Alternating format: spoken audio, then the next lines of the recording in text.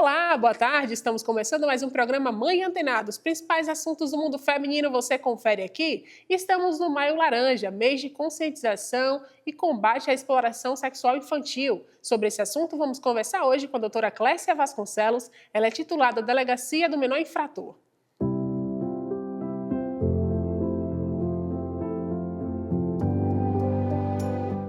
Doutora, muito obrigada pela sua presença aqui hoje. Obrigada, Deise. Eu que agradeço, e parabenizar. O Mãe Antenada realmente tem um papel fundamental. Doutora, começar o seguinte, falando sobre as violências. Quais tipos de violência que a senhora mais observa na delegacia que as crianças e adolescentes eles sofrem? Deise, é importante a gente fazer uma associação. Não tem como não fazer uma analogia com a Lei Maria da Penha. Sim. A Lei Maria da Penha é para a proteção da mulher no ambiente doméstico. Mas essa criança, esse adolescente que vive no ambiente doméstico, ele vive a mesma realidade de uma forma mais grave. Porque ele depende de um adulto para romper o ciclo de violência. Então, o mais comum, essa criança, a violência sexual tem aumentado assustadoramente no ambiente doméstico. Ameaça, agressão física. Então, a vulnerabilidade desse adolescente no ambiente doméstico, e a gente sabe que esse agressor, esta pessoa que abusa, vamos falar do abuso sexual por conta do Maio Laranja, que dá esse destaque necessário, é justamente essa pessoa que deveria proteger. Então, essa mãe, essa mulher que sofre essa violência doméstica, por consequência, também essa criança, esse filho também acaba sofrendo e de uma forma pior, né? Como é que você vai estar sendo agredida, sofrendo todos os tipos de violência, você mãe, você avó, você irmã, principalmente a mãe, que geralmente é a companheira, e o filho vivenciando tudo isso, como é que ele vai ser imune a essa violência? Sim. E o agressor, porque esse homem que agride, esse covarde, são vários fatores. Eu podia dizer aqui que a questão é cultural, é misoginia, mas há fatores, variáveis que estão desde a pena do feminicídio aumentou, mas o número de mulheres que estão sendo mortas aumentou. A questão não é só aumentar a pena, a questão não é o direito penal, a questão não é a polícia, a questão é social. Sim. E sabe, quando 70% das mulheres que registram uma ocorrência numa delegacia da mulher, falando que foi agredida, que sofre violência doméstica e o agressor tem envolvimento com drogas, então a gente precisa de uma política pública, de uma política criminal que converse violência contra a mulher e uso de drogas e entorpecentes. Doutora, em relação a essa violência sexual nas crianças, como os pais e os responsáveis, eles devem observar o que é que muda no comportamento dessas crianças que sofrem esse tipo de violência? Muda muita coisa, muita. A criança, o adolescente fica mais retraído. Se antes ele gostava de ir para a casa de um tio, gostava de frequentar a casa de um parente e não quer ir mais, presta atenção, alguma coisa está acontecendo. Vestir roupas compridas, isso é típico de menino. E quando eu falo de violência sexual, não é só a menina que está sendo vítima, não. Os meninos também. Tem crescido um número assustadoramente. As meninas têm uma tendência a não usar mais short, a não usar blusinha. No maior calor ela não quer usar porque ela acha que é ela que está expondo o corpo e por isso está atraindo aquela conduta. A gente chega ao ponto de mutilação. E outra coisa que a gente tem que prestar atenção, a violência sexual através das redes sociais. Sim. A vigilância tem que ser constante, frequente. A gente chegou a um ponto que não pode confiar em quase mais ninguém. Porque essa criança, esse adolescente precisa ser protegido. E outro aspecto, o mundo das redes, o mundo da internet. Está aí o ECA Digital chamando todo mundo para a responsabilidade. Sim. Em relação a esse ECA Digital, que é um novo formato agora também do Estatuto da Criança e do Adolescente. Sobre essa questão, como é que os pais também eles devem atuar nesse meio de online, de jogos, da internet? O que é que a senhora chama a atenção para esses pais nesse sentido? A vigilância. Foi preciso o ECA Digital trazer aspectos como, por exemplo, derrubar o uso de tela. Mais de 60 minutos, derruba automaticamente. Porque a exposição às telas está demais. São crianças e adolescentes já viciados. Vicia. Você chega no restaurante e você vê pai, mãe, todo mundo, cada um com o celular. A criança está fazendo a refeição e o celular aqui do lado. Então, a participação dos pais, isso nos traz a reflexão que a responsabilidade maior é do responsável legal, é de quem habita, é de quem vive com aquela criança. A gente tem uma tendência a culpar o Estado, culpar a lei, culpar o governo, mas a responsabilidade inicial é dos pais. E essa criança, esse adolescente precisa de uma proteção integral em todos os níveis. Em relação aos jogos de internet, a gente tem também, já incluído também nessa questão do ECA, os jogos de internet, muitos jogos que tem aquela conversa ali online. Qual o perigo que os adolescentes e as crianças podem encontrar naquele meio ali? De todos os aspectos, de todos. Para ter acesso a determinadas plataformas agora, a criança ou adolescente terá que dizer a idade, e geralmente eles mentem. Sim. Só que agora as plataformas, os provedores terão que ter um mecanismo que realmente detecte, e isso só depende de investimento. E vários outros aspectos. A responsabilidade das plataformas agora será bem maior. A penalidade no que diz respeito à multa, acesso à informação, disponibilizar o material, que antes a Lei Geral de Proteção de Dados era mais restrita. Então, mais do que tudo isso, é mostrar que a responsabilidade é do Estado, das plataformas de internet, da sociedade e da família. A responsabilidade é compartilhada. E a internet não é uma terra sem lei. Sim. E se os adultos caem nos golpes através das redes sociais, imagine criança e adolescente. Nós temos histórias muito comuns de pedófilos se utilizando das redes sociais para chegar até crianças e adolescentes.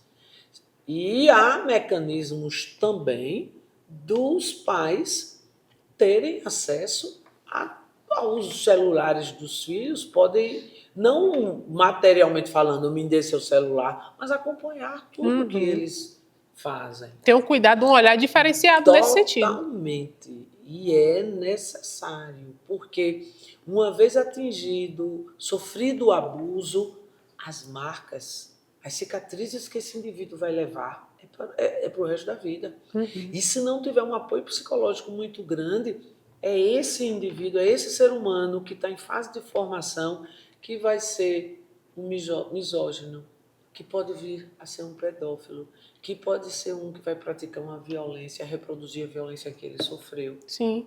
E nós não queremos isso. Fica uma criança, uma pessoa corrompida. Corrupção de menores. Sim. Doutora, hoje todo mundo tem rede social, né? Os pais têm rede social e gostam de ficar postando também os filhos. Qual o cuidado que a gente deve ter ao postar o nosso filho, o nosso adolescente em uma rede social? Qual o cuidado que a gente deve ter nesse sentido? Todos. E principalmente naquelas pessoas que se dão ao blogueiro, né? A querer monetizar. E a gente tem exemplos aí de crianças e adolescentes que começaram cedo e houve uma ruptura delas com pai, com mãe, percebe? Sim. Então, hoje é preciso ter autorização dos pais, é preciso ter um limite, stalking. São tantas coisas que podem permear o universo dessa criança, desse adolescente. E que vai ficar ali, é como se fosse um álbum para o resto da vida. Esse álbum pode ser negativo, pode ser positivo. De repente é uma pessoa que não quer exposição, mas já ficou registrado. Por mais que tenha direito ao esquecimento, sempre tem alguém que salva, que compartilha, e vai ficar perpetuado aquilo que não é interessante para mim. Então, é lembrar que aquela criança que depende de você inteiramente, é um ser em formação e que mais na frente ela pode não gostar, não se identificar com aquela conduta que você está tendo. Essa criança precisa ser protegida de todas as formas. Uhum. Doutora, a gente vê muito hoje em dia sites de pornografia, pessoas trabalhando com isso. Hoje, como é que a senhora vê dentro da delegacia essa questão? E outra coisa, bem lembrado, às vezes você posta uma foto do seu filho inocentemente, Sim. mas ela é utilizada, ela é adulterada, ela é veiculada e vendida para sites de pornografia. Uhum. E isso a gente acha que só acontece com o outro. Sim. Não, minha gente. Todos os dias eu tenho me deparado com isso na delegacia. Todos os dias. Eles têm as artimanhas, entram em contato com uma criança através das redes sociais, se apresentando como da mesma faixa etária, Uhum. com o lúdico, e a gente sabe que por trás não tem nada de lúdico, não é a mesma faixa etária. São adultos querendo tirar a pureza, a inocência, corromper esta criança. E muitas vezes não é só nem a lascívia, né? A perversão sexual, a pedofilia, mas sim lucrar com aquelas imagens, com aquelas filmagens para distribuir, ter lucro em sites específicos de conteúdo adulto. Doutora, qual a dica que a senhora deixa para os pais? A senhora falou da questão da vigilância, mas qual a dica assim, maior que a senhora deixa para os pais para evitar que os filhos estejam ali expostos a tudo isso? Hoje é tão difícil, se tem uma tarefa difícil hoje é de educar. Os mais antigos dizem criei tantos filhos, criei isso. Mas hoje está muito difícil porque eles têm muitas informações. É informação 24 horas por dia, mas não é informação de qualidade. Então, o papel dos pais hoje requer muito mais desses pais. Então, mais do que nunca, a questão não é tempo. Porque todos nós trabalhamos, temos uma vida corrida, mas a qualidade desse tempo. Sim. E esse tempo exige muito mais qualidade. A qualidade de ouvir, a qualidade de teu filho se sentir mais seguro em te contar algo. Na maioria das vezes em que a criança, o adolescente está sendo abusado sexualmente ou vítima de pedofilia, é detectado na escola, é detectado por um coleguinha. Ele não tem abertura com os filhos, com o pai, ele não confia. E a gente vive uma sociedade que os valores, pode ser piegas, a família é a base da sociedade, mas é verdade. Esses valores da família têm que ser recuperados. O respeito, sim, a ordem, a disciplina. Enquanto comer da minha caça e viver na minha caverna, eu sei mais da vida do que você. Não ter medo de exercer essa autoridade. Eu te amo tanto que você tem que fazer como eu estou dizendo, porque eu tenho mais experiência de vida que você. E hoje o que a gente percebe nos pais é o medo de ferir, que ele é meu amigo, é meu filho, eu sou a melhor amiga. E aí esses papéis se misturam. Porque esse que aparece na internet também aparece como amigo. Sim. Então, você fala em conselho, se conselho fosse bom, né, a gente já estava rico, porque estocava, vendia. Sim. Mas a verdade é essa. É preciso recuperar e exercer autoridade dentro de casa. Porque o reflexo disso, para fora do lar, está aí nas escolas. Os professores sendo ameaçados.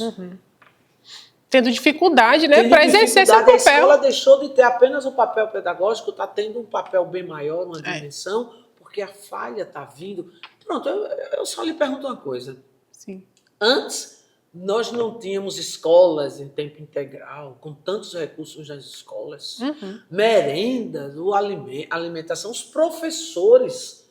Hoje a maioria é mestrado, é com mestrado, doutorado, são muito mais capacitados. A gente dependia de livro, biblioteca, Barça. Hoje a informação está nos computadores, nas escolas, todo celular é smartphone, e a gente está vivenciando violência nas escolas, violências entre os jovens que não havia antes. Não é saudosismo, não, é constatação de realidades diferentes. Então, o que está faltando?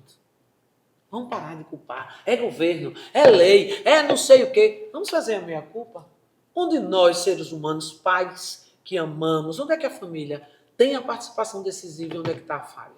A falha é de todos nós, sim, mas vamos nos responsabilizar pelo aquilo que nos compete. A pessoa, a mãe, o pai, o responsável, que observa que o filho está sofrendo um tipo de violência como esse, onde deve procurar? Denunciar sempre. A DAI, delegacia. Se não tem uma delegacia de adolescente infrator, procure uma delegacia territorial. A Secretaria de Segurança Pública já trabalha com delegacia digital, não precisa nem sair de casa, faz online. E todos têm uma preparação específica. Nós temos uma estrutura hoje na Polícia Civil de cursos contínuos, frequentes. Toda delegacia, seja da cidade mais afastada, ela tem um pessoal preparado para fazer esse atendimento. Certo. O Conselho Tutelar também está junto O com vocês? Conselho Tutelar tem um papel fundamental, principalmente como garantidor desses direitos violados. Doutora, eu vou fazer o seguinte, vou para o intervalinho e daqui a pouco a gente volta para falar sobre dia 18 de maio, que vai ter um manifesto aqui em Feira de Santana. Já, já.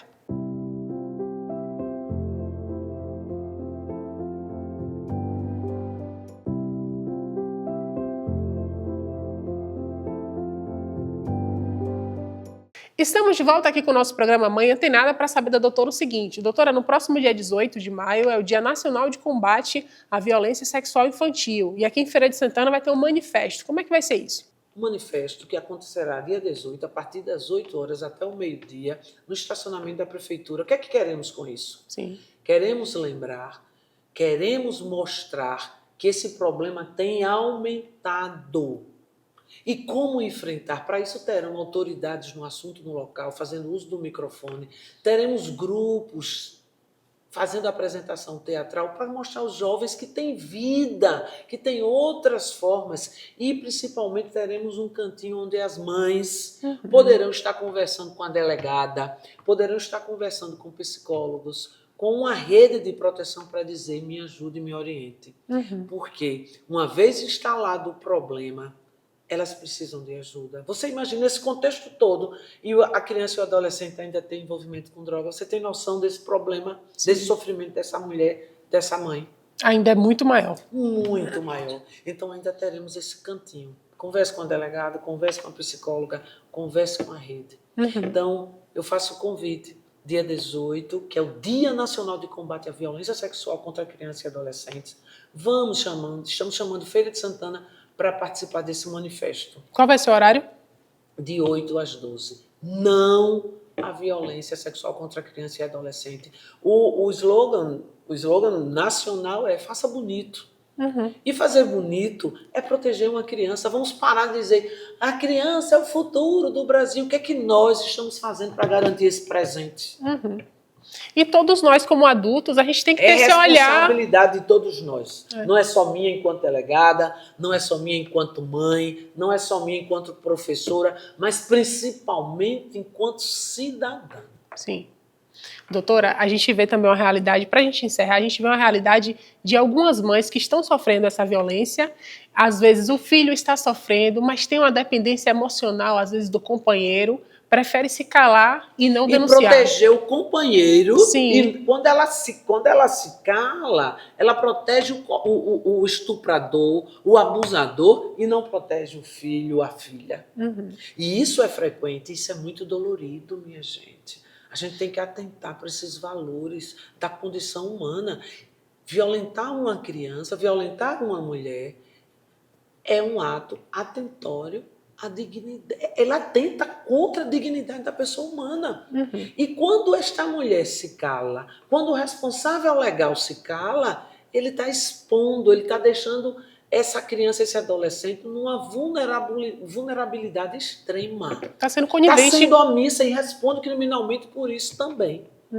Isso é revoltante. Eu fico indignada nesse contexto. É revoltante mesmo, doutora. Doutora, assim, eu agradeço muito a senhora pela sua presença, pelo debate e até uma próxima. E seu programa é necessário. Me chame mais vezes, que esses problemas são de todos nós mulheres. É verdade. E assim, portanto, encerramos o nosso programa Mãe Antenada. Os principais assuntos do mundo feminino você confere aqui.